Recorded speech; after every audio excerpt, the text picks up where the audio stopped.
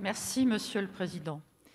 J'aimerais resituer mes propos, vous l'avez compris, sur le plan sanitaire.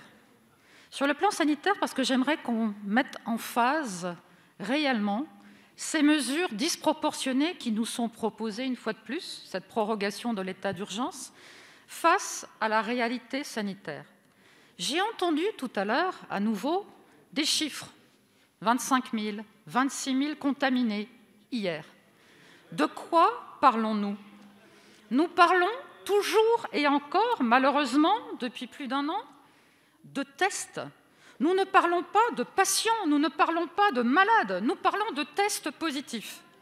Ce test positif, toujours et encore, le fameux PCR, dont on sait scientifiquement que c'est un test qui ne vaut rien en matière de diagnostic de maladie, que c'est un test qui avait créé pour faire de la recherche et à aucun moment pour être utilisé en épidémiologie collective.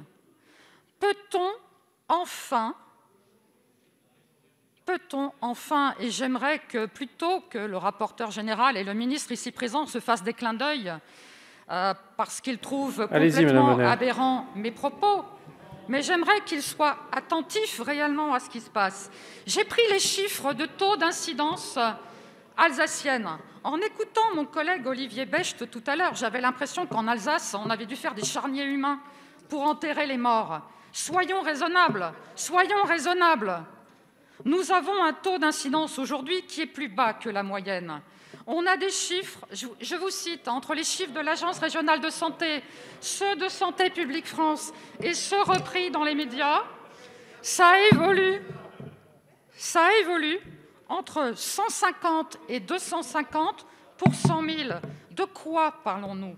Je vous remercie. Encore et toujours, je vais terminer, s'il vous plaît, Monsieur le Président, encore et toujours de tests et pas de patients. Aujourd'hui, les capacités d'hospitalisation sont remplies au tiers à peine.